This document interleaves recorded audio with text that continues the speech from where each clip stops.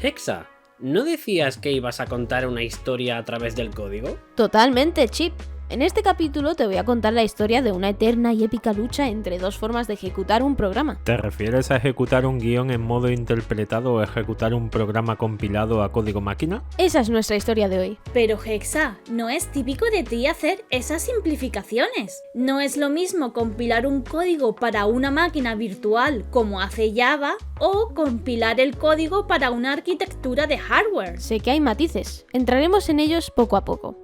Lo que nos interesa ver es cómo surgieron los compiladores, cómo han evolucionado y al mismo tiempo compararlo con la creación y la evolución de los intérpretes. Me parece un tema interesante, sobre todo porque abarca un periodo de la historia remoto, el inicio de los lenguajes de programación de hecho.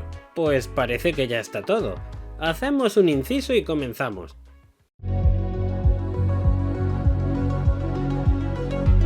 Novedades. Como todos sabéis, podéis haceros historiadores o cronistas del canal y disfrutar de contenido exclusivo, además de apoyarnos.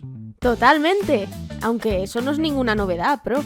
La novedad es que a partir de ahora también tenemos Patreon. Sí, eso sí que es una novedad. Aunque, ¿qué ventaja tendría ser historiador o cronista en Patreon?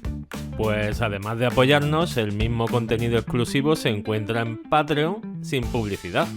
¿Eso podemos decirlo aquí en YouTube? Y no olvidéis que a través de la página web podéis seguir realizando vuestras votaciones de forma gratuita. Y la forma óptima de darnos vuestro apoyo siempre es dar al like, suscribiros y compartir el vídeo con todos. Sigamos con el vídeo.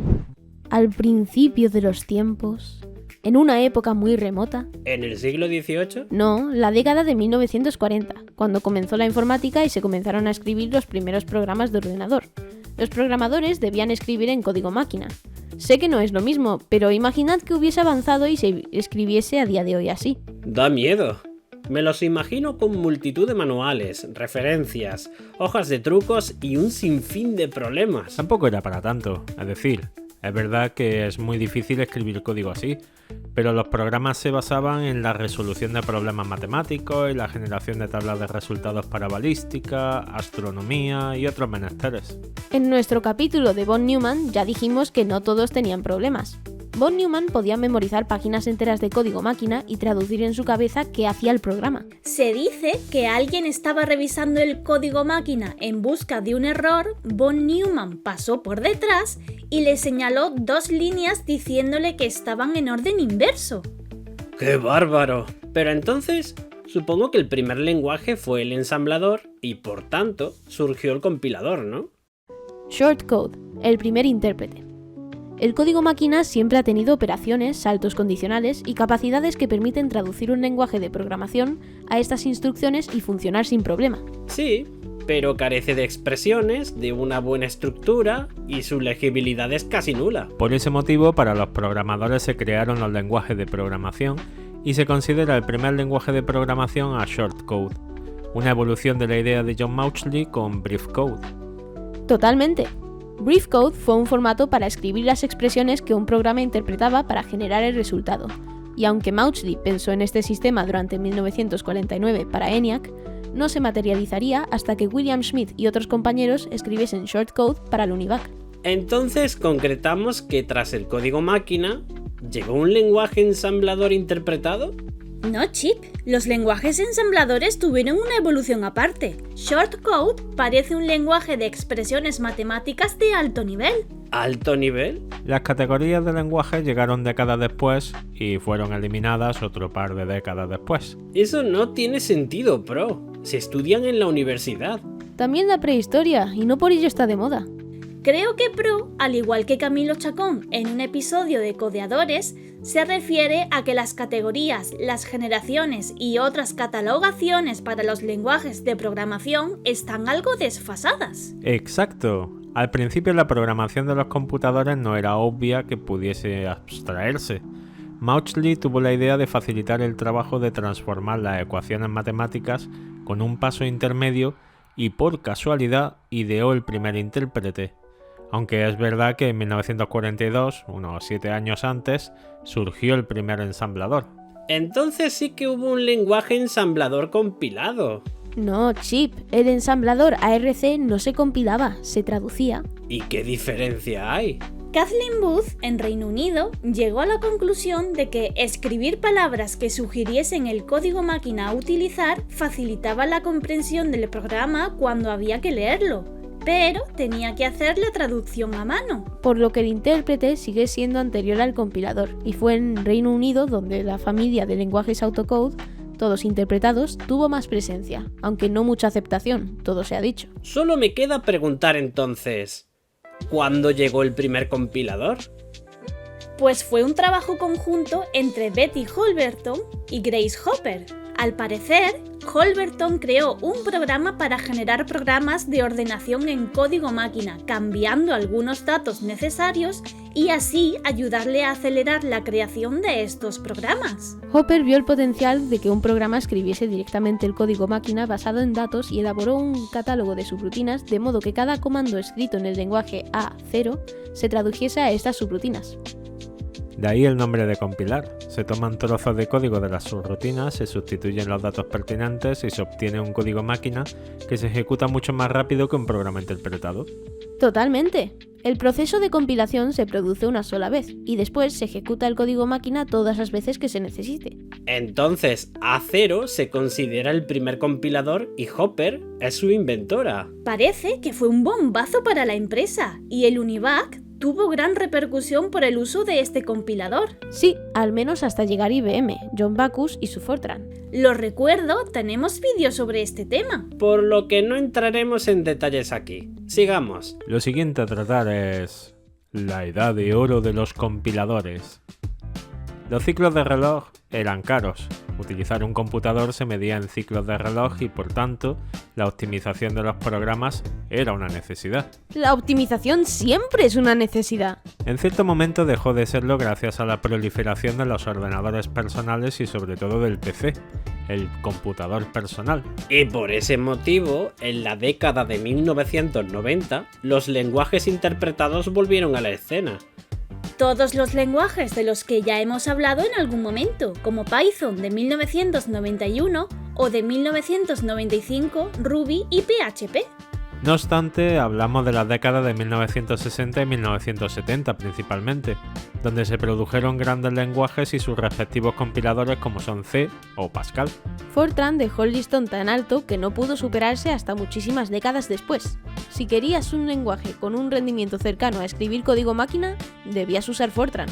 Pero hubo otros lenguajes interpretados también muy usados. Aún recuerdo el capítulo de Basic. Los capítulos de Basic, Chip.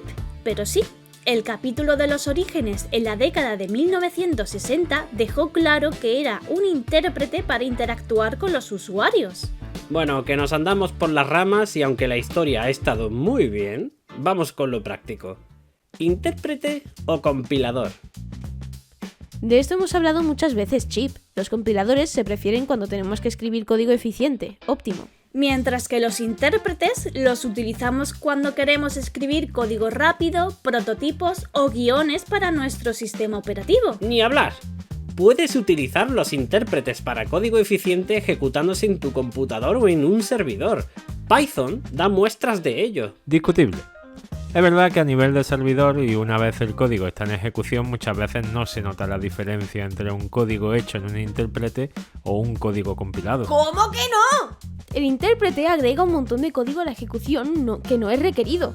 Solo cuando se ejecutan rutinas escritas en Rust, C o cualquier otro lenguaje compilado es cuando Python es óptimo. Ahí estoy con Hexa. Hay matices, la mayoría de intérpretes hoy en día incluyen código JIT o Just in Time para compilar con un optimizador de tiempo de ejecución, lo que hace los códigos interpretados mucho más rápidos. ¿Ves, Hexa? Un código interpretado puede ser óptimo también. Habrá que verlo en ejecución. Pero entonces, Pro, si dices que los lenguajes interpretados tienen mecanismos para hacerlos óptimos, ¿cómo sabemos cuál elegir? Debemos basarnos en diferentes factores. Por ejemplo, una aplicación de escritorio puede escribirse hoy en día con JavaScript usando Atom, el cual embebe un navegador entero.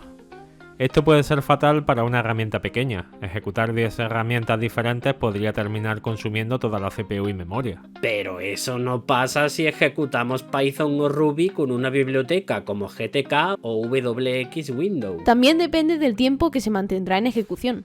Los guiones son una buena opción para ejecuciones acotadas en el tiempo. Si un programa debe mantenerse en ejecución, entonces es mejor utilizar un compilador. En desarrollo móvil o en entornos embebidos también se prioriza la ejecución de código compilado y nativo a código interpretado. Igualmente también depende. Si la aplicación se usará puntualmente y no de forma prolongada, como decía Hexa, da igual e incluso puede ser más rápido utilizar alguna solución multiplataforma o basada en guiones. Me da la sensación de que estamos siendo algo ambiguos. No ayudamos nada a decidir. Pues porque no lo vamos a conseguir, Chip. Da igual que te diga que Go es un lenguaje genial para hacer tus aplicaciones web, tú vas a seguir usando Python. Porque con Python y Django tienes mucho hecho. No hace falta pensar algunas decisiones de diseño de la solución que no vienen dadas con Go. Tampoco ayudará entonces recomendar Rust y Deptos para hacer las páginas web de forma óptima. Actualmente podríamos decir que el uso de un intérprete o compilador solo depende de nichos específicos donde el rendimiento extremo obliguen a utilizar un compilador. O la velocidad de desarrollo nos obliga a utilizar un intérprete. Conclusiones. Pues ya hemos dado un repaso. Supongo que habría que indicar que mientras el compilador procesa todo el código generando un código máquina, el intérprete no suele procesar el código al completo hasta el momento de su ejecución. Como hemos visto, esto tiene sus ventajas e inconvenientes. Mientras un código compilado con antelación elimina este proceso en las subsiguientes ejecuciones, un código interpretado necesita hacer cada vez este proceso al iniciar una nueva ejecución. Pero hay mucho más. Los intérpretes tienen mejoras como una compilación anticipada, caché e incluso la compilación JIT para acelerar su proceso, lo que los acerca un poco al rendimiento de los códigos compilados. No tan rápido.